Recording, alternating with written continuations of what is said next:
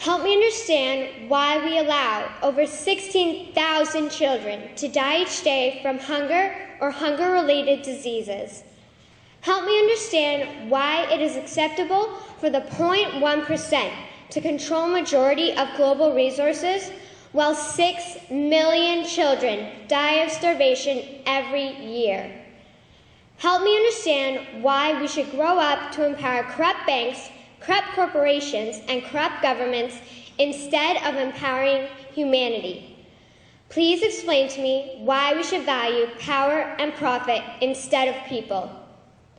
Help me understand why 1 billion people are living on less than $1 a day, and of that 1 billion, 162 million people are living on less than 50 cents a day.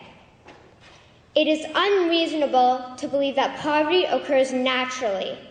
It is unreasonable to believe that people wake up and say, "Today I want to work hard," at not being able to eat. To quote Nelson Mandela, poverty is not an accident. Like slavery and apartheid, it is man-made and can be removed by the actions of human beings.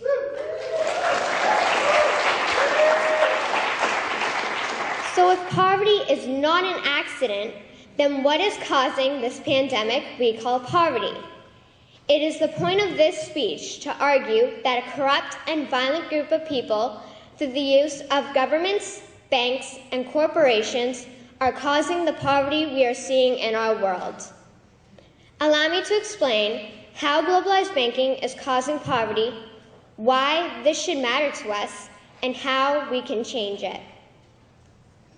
What most of us understand is that extreme poverty occurs when people are not able to procure their basic needs, such as water, food, sanitation, clothing, healthcare, and education. What most of us do not understand is that the reason this type of extreme poverty exists on a global scale is due to the corruption of individuals in our banks, governments, and corporations.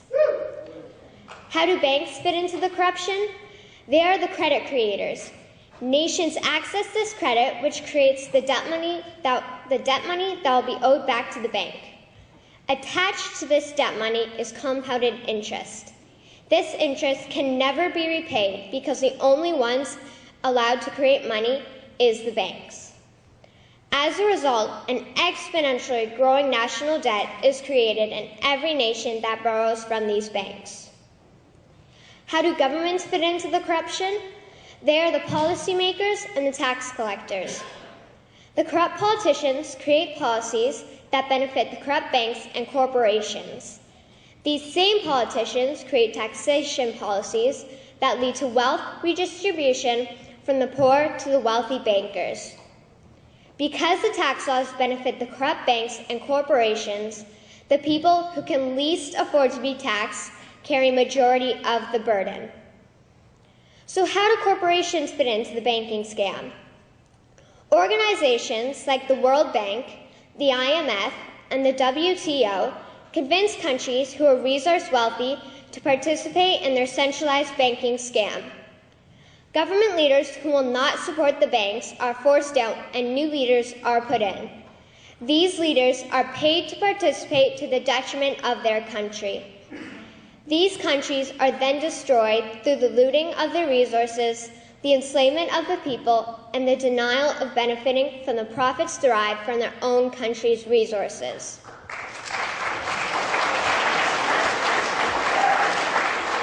Why should this matter to us? It matters because if you and I were in a state of extreme poverty, we would want someone to save us from those imposing their corrupted will upon us. It matters because if we turn our eyes from the injustice, then we will have no excuse when injustice is thrust upon us. It matters because if we don't stop the corruption, my generation will most probably be slaves to the corrupt.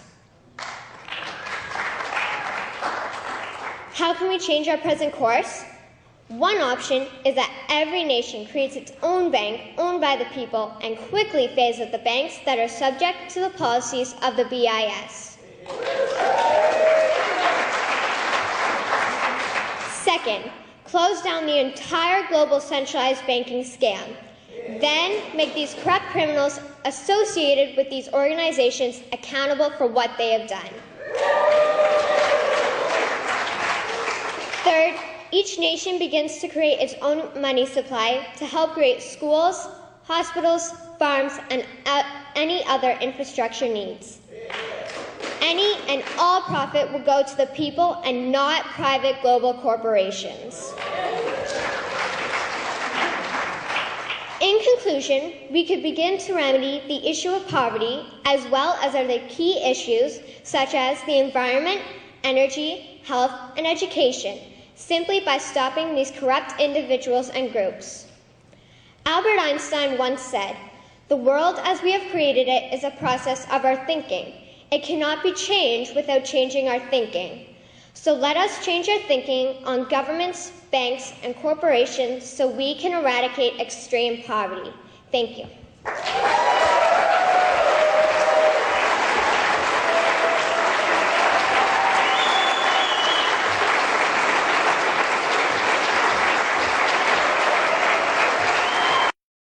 It was about 5 or 6 weeks ago that Victoria spoke to a group of 600 people at a Rotary Club, and she's going to be giving the same speech to us today. And I saw it, I think a week or so after it hit the web, it started going around, and so I quickly got on the phone and talked with her dad, Zane, and invited them here. And so we have a very special treat. So Victoria, come on up, do your thing. Go up.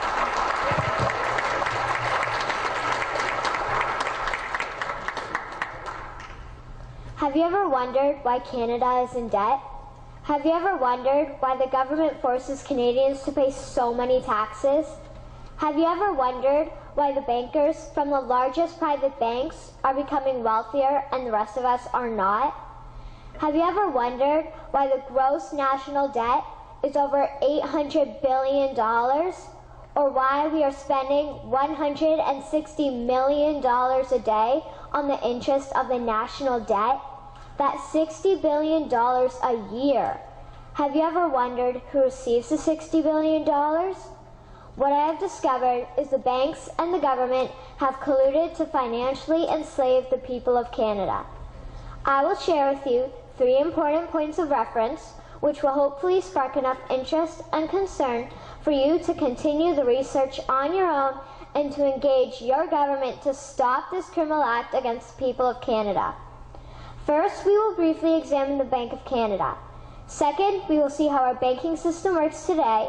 And lastly, I will offer a viable solution that we can petition our government to implement. A very little known figure in Canadian history is J.L. McGeer. He was a lawyer, Member of Parliament, and Mayor of Vancouver. His contribution to Canada is probably the greatest in our history. He championed the creation of the National Bank of Canada, whose sole purpose is to create and manage Canada's money. It was formed on July 3, 1934, and owned by all Canadians. Until the 1970s, because of the Bank of Canada, Canada's national debt was held at a constant, manageable level, until the government decided to implement what we now have as our modern-day banking system that is robbing the Canadian people. So how are they robbing us? Allow me to explain how our private banks and government work today. First, the Canadian government borrows money from the private banks. They then lend the debt-based money to Canada with compounded interest. The government then continues to increase taxation of Canadians year after year in order to pay back the interest on the exponentially growing national debt. What results is inflation, less real money for Canadians to spend into our economy, and the real money being used to pad the pockets of the banks. Also, the government gave the banks the ability to loan out money that doesn't exist in the form of loans. When a bank gives you a mortgage, which literally means a death pledge, or a loan, they don't actually give you money. They click a key on a computer and generate the fake money out of thin air. They don't actually have it in their bank vaults. Presently, the banks only have $4 billion on reserve. but they have loaned out over $1.5 trillion. To quote Graham Towers, each and every time a bank makes a loan, a new bank credit is created. New deposits, brand new money. Broadly speaking, all new money comes out of a bank in the form of loans. As loans are debt, then under the present system, all money is debt. What I find interesting is even Jesus, in Matthew 21, drove out the money changers in the temple because they were manipulating the currency to steal money from the people. The private banks are just like the money changers in Matthew 21. They are defrauding and robbing the people of Canada, thus their freedom, and they need to be stopped. How should the banking system work? In an infamous interview, Mr. McGeer asked Mr. Towers, "Can you tell me why a government with power to create money should give that power away to a private monopoly and then borrow that which Parliament can create itself back at interest to the point of national bankruptcy?" Mr. Towers replied, "If Parliament wants to change the form of operating the banking system, then certainly that is within the powers of Parliament. In other words, if the Canadian government needs money, they can borrow it directly from the Bank of Canada. The people would then pay fair taxes to repay the Bank of Canada. This tax money would in turn get injected back into our economic infrastructure and the debt would be wiped out. Canadians would again prosper with real money as the foundation of our economic structure and not debt money. Regarding the debt money owed to the private banks, such as the Royal Bank, we would simply have the Bank of Canada print the money owing, hand it over to the private banks, and then clear the debt with the Bank of Canada. And yes, we have the power and lawful right to do so." In conclusion, it has become painfully obvious, even for me, a 12-year-old Canadian, that we are being defrauded and robbed by the banking system and a complicit government. What will we do to stop this crime? What will we do to ensure that the next generation will live free and clear of the debt-based economy that enslaves them to the banks? Margaret Mead said the following, and I hope that all of you remember this. "Never doubt that a small group of people can change the world. Indeed, it is the only thing that ever has." Thank you.